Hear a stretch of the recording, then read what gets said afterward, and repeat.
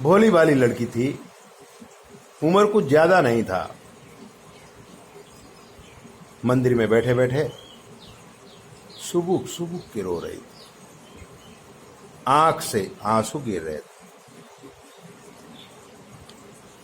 जब काफी समय तक उठी नहीं तो हमें थोड़ी शंका हुई, भाई मंदिर में इतनी देर से लड़की कर क्या रही? क्या कोई अनुष्ठान कर रही है, या कोई पाठ कर रही है, या कोई जप कर रही है? दूर से हमने देखा उसकी आंख से आंसू गिर रहे थे, बार बार दुपट्टे से आंसू पहुंच रही थी। हमने सोचा क्या ये कोई मीरा है या कोई महान आत्मा है जो भगवान के प्रेम में विह्वल होकर के रो रही। लेकिन कलयुग में ऐसे भक्त मिलना मुश्किल है। हम उसके नजदीक गए, हमने उसको पूछा क्या बात है, क्यों रो रही, क्या तकलीफ है, हमको बता। बोले गुरुजी, 1 साल से एक लड़के को प्यार करती हूं, उससे शादी करना चाहती हूं, लेकिन माँ बाप कहते हैं कि हम तुम्हारी शादी वहां नहीं होने दें, इसलिए सुसाइड करने की परमिशन परम ब्रह्म परमात्मा भोलेनाथ से मांगने के लिए आई हूं। ओ, इसकी कोई परमिशन मांगी जाती है? भगवान ऐसी परमिशन किसी को नहीं देते हैं।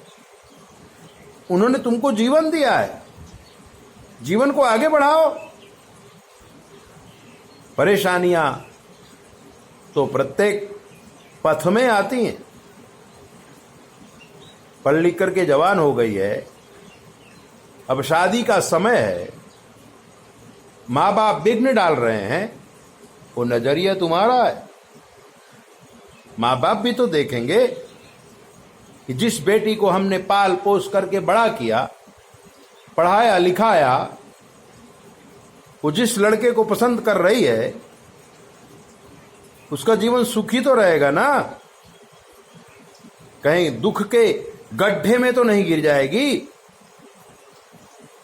छोटा बच्चा चांद मांगता है, तुम्हारी थाली में पानी भर करके दिखा देती है, लेकिन चांद तो नहीं देती है। इसी प्रकार से भावावेश में तुम बोल रही हो लड़का क्या है, कैसा है,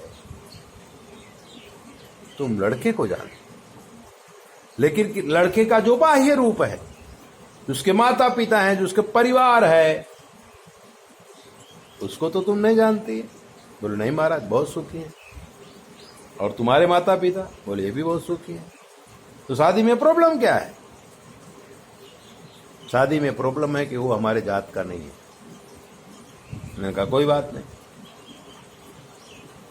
तुम अभी घर जा, लड़के की कुंडली ला और तेरी कुंडली ला, मैं देखता हूं, अगर जो कुंडली मिलेगी तो तुम्हारे माता पिता से कहकर मैं खुद तेरी शादी करवा दूंगा मंदिर में।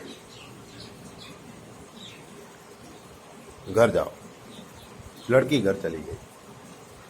2 दिन बाद आई, लड़का की भी कुंडली लाई, लड़की की भी कुंडली लाई, और लड़की को भयंकर मंगल, लड़के को मंगल था ही नहीं। लड़के का शुक्र बहुत नीचा था, लड़की का शुक्र उच्च का था। लड़के का राहु इतना गंदा पड़ा हुआ था और लड़की का राहु भाग्यस्थान में बैठा था। कुंडली मिलाई, गण दोष था, नाड़ी दोष था, गुण खारी 12 ही मिलते थे। मैंने कहा देखो, अब जब गुण 12 मिल रहे हैं, गण दोष है, नाड़ी दोष है, ग्रह दोष है, तो ये शादी तुम कैसे करो? ये शादी नहीं हो सकती। तो बोले महाराज क्या करूं? मैंने कहा उससे अपना मन हटा लो, माँ बाप को सौंप दो, कोई ना कोई अच्छा लड़का मिल जाएगा। बोले उसके बिना महाराज मैं नहीं रह सकती। मैंने कहा चलाओ फिर, शादी की बात मत करो, परमात्मा को जो मंजूर होगा वो हो जाएगा। घर में बोल दो मैं शादी नहीं करूंगी, अपनी पढ़ाई जारी रखो, पढ़ाई पूरी हो जाए फिर नौकरी कर लो। एक न एक दिन इस लड़के की सच्चाई तुम्हारे दिमाग में आ जाएगी, तुम खुद लड़के को छोड़ देगी। हाँ, इतना किया करो कि रोज शंकर के मंदिर में आकर के 108 बार ओम नमः शिवाय का जप कर लिया कर और कह दिया कर कि भगवान मुझे सत्य मार्ग दिखाओ। ठीक ऐसे ही हुआ। 4 महीने बाद लड़की के दिमाग में बात आ गई कि लड़का किसी काम का नहीं है, और वो लड़के को भूल गई। माता पिता ने अच्छा लड़का देख के उसकी शादी कर।